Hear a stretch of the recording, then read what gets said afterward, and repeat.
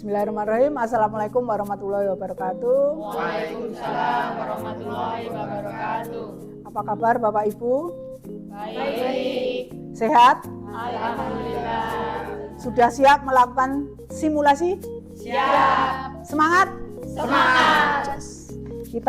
Kita pada saat ini akan melakukan simulasi mengenai pencegahan perdagangan manusia. Yang kita awali dulu, marilah sebelum kita melakukan simulasi, kita buka dengan berdoa. Untuk itu berdoa mulai. Berdoa selesai. Kita lanjutkan dengan menyanyikan Indonesia Raya dan Mars PKK. Hadirin dimohon berdiri. Indonesia Raya, merdeka, merdeka, hiduplah Indonesia Raya. Hidup jaya PKK. PKK? Yes, yes, yes. Silakan duduk kembali. Sebelum kita mulai simulasi, terlebih dahulu kita kenalkan mengenai peralatan simulasinya. Yang pertama ada beberan, kemudian ada kartu materi, kartu sanksi, kartu pesan, dan kartu gambar. Kemudian juga ada kartu atau nomor undian. Kemudian dengan 4 buah kancing baju sebagai penentu langkah. Itu peralatan yang akan kita gunakan. Dan sebelum acara kita mulai, kita kenalkan juga mengenai pemain-pemain yang nanti akan mengikuti simulasi. Saya fasilitator, nama saya Rini, kemudian di sebelah kanan saya narasumber Mbak Rini Martini. Hai. Hai. Kemudian di sebelah kiri saya notulis Mbak Wiwit. Hai. Halo. Kemudian pemain 1 Bapak Aris. Hai. Halo. Kemudian pemain 2 Bu Romah. Hai. Pemain 3 Mbak Uma. Hai. Halo. Pemain 4 Mbak Win. Halo. Sebagai penonton Mbak Dita. Hai. Sebagai penonton juga Mbak Evri. Hai, hai. Halo. Itu tadi pemain yang akan mengikuti simulasi.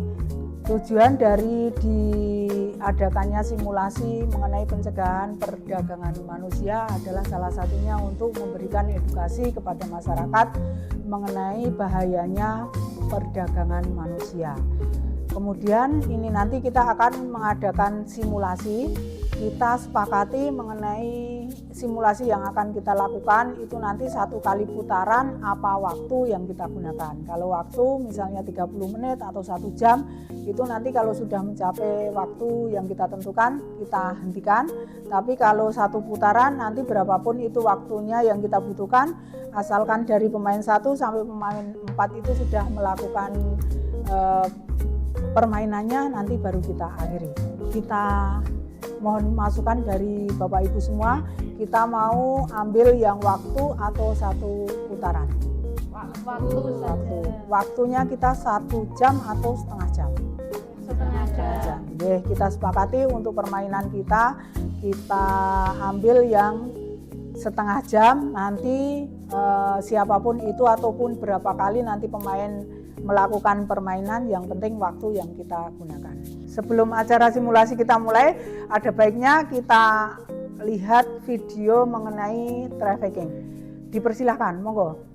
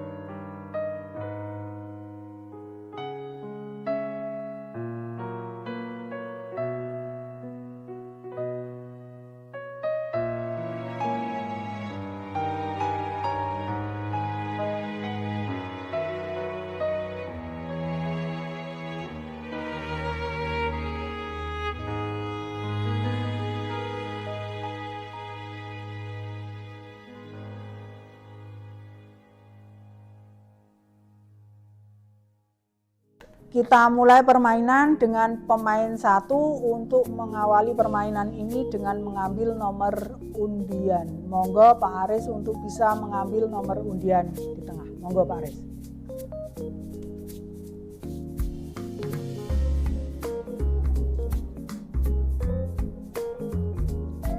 Mendapatkan kupon undian nomor 7.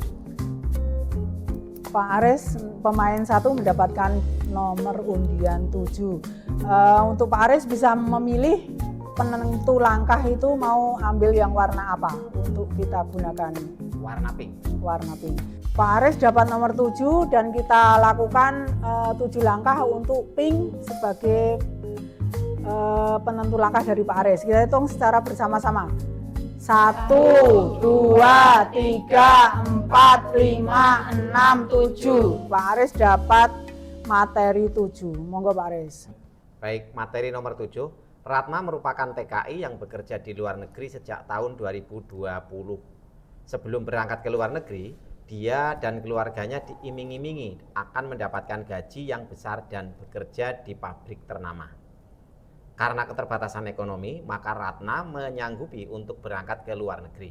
Namun setelah 2 tahun di luar negeri, Ratna tidak dapat dihubungi lagi setelah 2 bulan berlalu. Dikabarkan bahwa Ratna telah meninggal dunia dan ditemukan di dalam sumur tua. Setelah dilakukan otopsi, ternyata organ Ratna sudah tidak utuh dan diperkirakan Ratna menjadi korban perdagangan orang manusia. Bagaimana pendapat Anda? Pendapat saya terkait dengan materi ini adalah bahwa kita ketika mendapatkan tawaran pekerjaan jangan mudah percaya dan jangan mudah diiming-imingi dengan gaji yang besar. Terlebih kita harus mencari kejelasan legalitas dari penawar atau broker pemberi pekerjaan. Demikian pendapat saya. Terima kasih.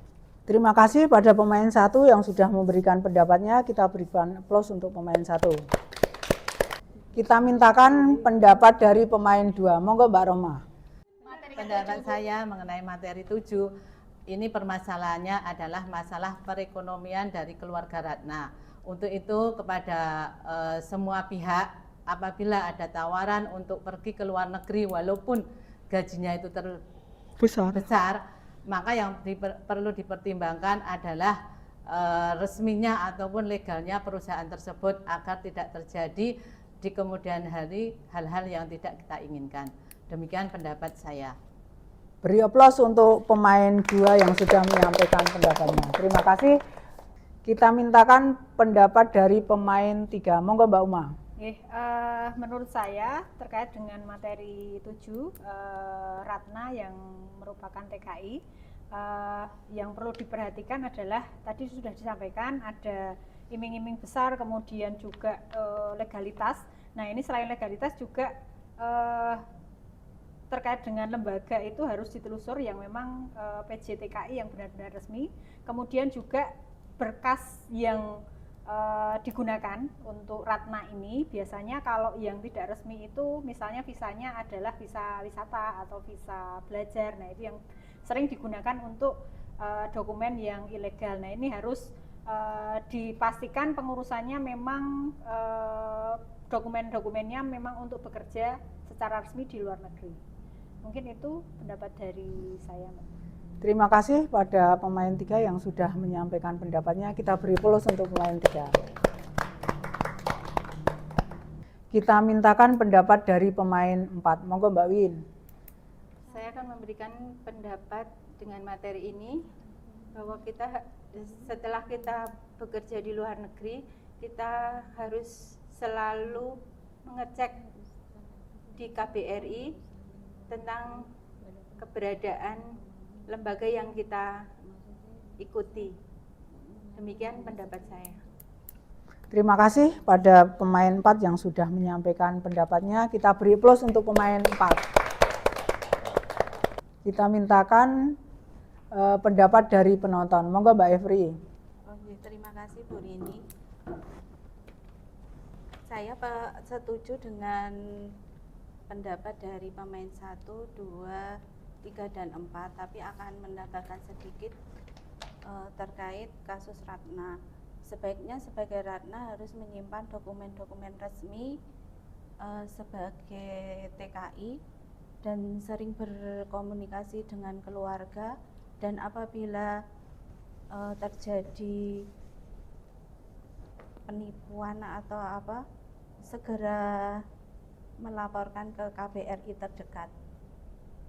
Terima kasih. Terima kasih pada Bapak Ibu semua yang sudah menyampaikan pendapatnya mengenai materi 7. Kita berikan aplaus untuk kita semua. Setelah tadi kita dengarkan pendapat dari pemain 1, 2, 3, dan 4 serta penonton, ada baiknya kita dengarkan pendapat dari narasumber. Monggo Mbak Rini. Terima kasih. Di sini saya akan merangkum dari semua pendapat dari pemain maupun penonton. Yang pertama yaitu bahwa keluarga harus melaporkan segera ke KBRI atau KJRI setempat serta pihak berwajib negara penempatan. Yang kedua yaitu kumpulkan semua bukti baik kontrak maupun lisan, bukti transfer, pesan maupun perekrut, foto, nama agen atau perusahaan. Yang ketiga yaitu keluarga membutuhkan pendampingan dari lembaga bantuan hukum dan NGO anti trafficking, bisa menekan proses dan melindungi keluarga dari intimidasi. Yang keempat, kasus Ratna merupakan contoh kasus perdagangan manusia yang memanfaatkan organ korban. Jadi untuk warga negara Indonesia yang lain, jangan langsung percaya dengan iming-iming gaji besar dan orang yang tidak dikenal. Cari tahu mengenai perusahaan yang dijanjikan dan minta dokumen atau tanda pengenal perekrut tersebut. Kemudian lebih baik jika ingin mencari pekerjaan di luar negeri, cari lembaga resmi yang asal Indonesia yang dapat menyalurkan tenaga kerja Indonesia. Demikian rangkuman dari materi nomor 7. Terima kasih.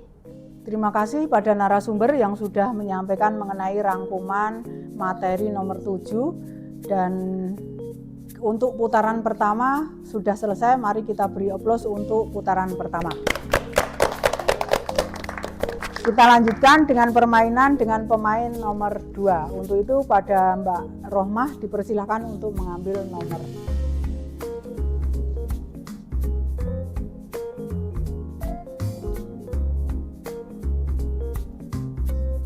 Dapat nomor 6. Baik, Mbak Rohmah mendapat nomor 6. Monggo untuk menentukan penentu langkah mau ambil warna apa. Coba. Bu Rohmah mendapatkan nomor 6. Kita hitung secara bersama-sama untuk 6 langkah. Kita mulai. 1, 2, 3, 4, 5, 6. Bu Rohmah mendapatkan sanksi 6. Sanksi 6. Peragakan Panewu yang sedang menasihati seorang calon pekerja yang meminta dibuatkan KTP meskipun masih berumur 16 tahun. Panewu dan perangkat desa harus menolak tegas jika ada permintaan warga yang ingin memalsukan umurnya atau meminta dibuatkan KTP untuk keperluan yang melanggar hukum. Ini di sanksi ini butuh peragaan sehingga membutuhkan warga dan sebagai Panewu. Monggo Mbak Rohmah untuk nanti bisa sebagai Panewu dan Pak Aris bisa sebagai warga masyarakat yang mencari KTP. Monggo. Nuwun sewu Bu, saya mohon untuk dibuatkan KTP. Jenengan umur berapa? 16 tahun. KTP itu memang hak identitas seseorang dan itu memang hak seseorang untuk mendapatkan KTP. Tapi dalam aturan KTP itu bisa diterbitkan kalau sudah umur 17 tahun. Kalau toh jenengan masih umur 16 tahun, kita hanya bisa merekam. Artinya kita tidak bisa mencetak. Cetaknya nanti setelah pas umur 17 tahun. Oh. Nah, sementara saya dituntut untuk bisa memenuhi kebutuhan keluarga kami Bu. Dan menurut ibu saya itu saya sudah umur 18 tahun, mergo dinom kayak gimana nih Bu, mohon bantuan Bu. Umur 18 tahun ataupun umur 16 tahun itu kan bisa dibuktikan dengan akte kelahiran. Nah, dokumen pendukung untuk membuat KTP itu antara lain akte kelahiran dan fotokopi KK. Nah, kalau toh jenengan umurnya sekarang mau di 18 tahun, padahal di akte kelahiran jenengan baru 16 tahun, itu tidak bisa untuk membuat KTP. Artinya KTP bisa kita rekam, tapi kita cetak setelah pas umur 17 tahun. Tetap tidak bisa, Bu. Tetap tidak bisa. Terima kasih pada pemain 2 yang sudah memperagakan sanksi yang diterima tadi dengan undian nomor 6 mendapatkan sanksi nomor 6. Kita berikan aplaus untuk pemain 2. Kita lanjutkan dengan permainan dari pemain 3. Untuk itu pada Mbak Uma dipersilakan untuk mengambil nomor.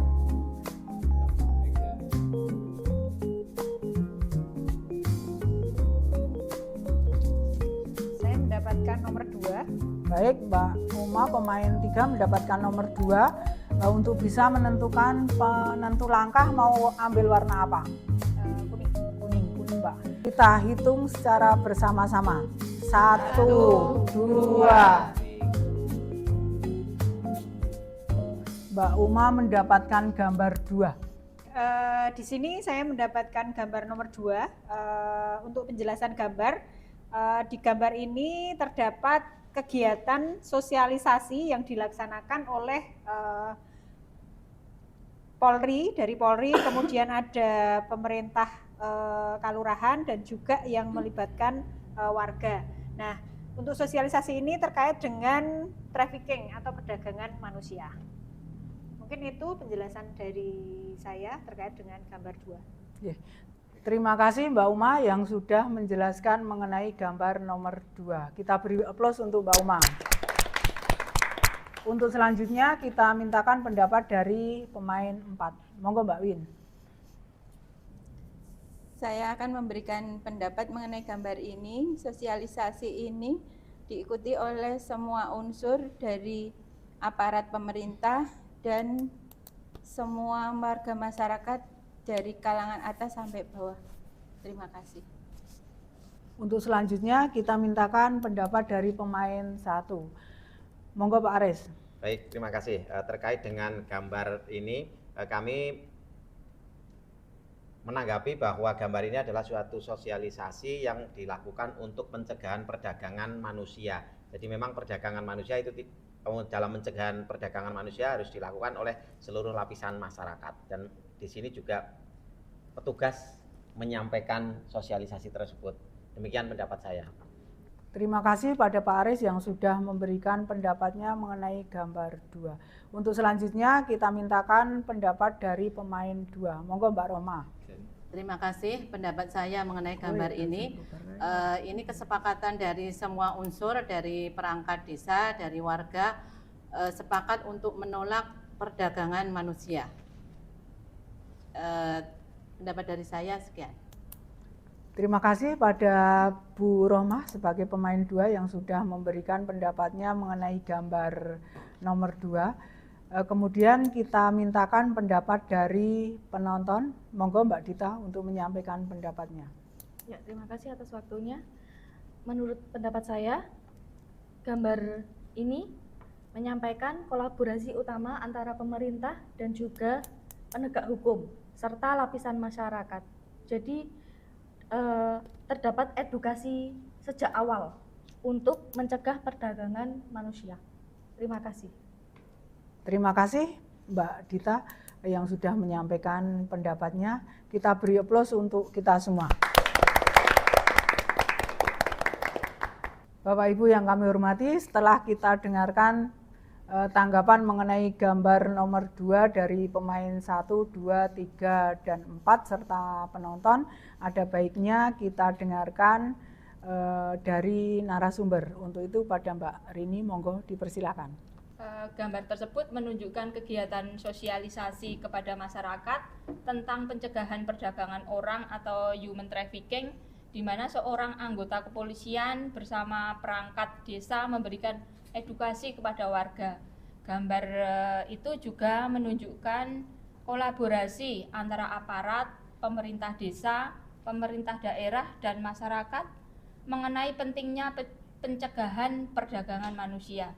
Melalui kegiatan ini, masyarakat diharapkan mengetahui ciri-ciri trafficking, meningkatkan kewaspadaan, serta berani melapor apabila terdapat indikasi kasus di lingkungan sekitar. Pencegahan perdagangan orang tidak bisa dilakukan sendiri, tapi perlu kerja sama semua pihak. Terima kasih. Terima kasih pada narasumber yang sudah menjelaskan mengenai gambar yang ada di gambar 2. Kita berikan aplaus untuk kita semua. Kita lanjutkan untuk pemain keempat. Mbak Win, monggo untuk mengambil nomor.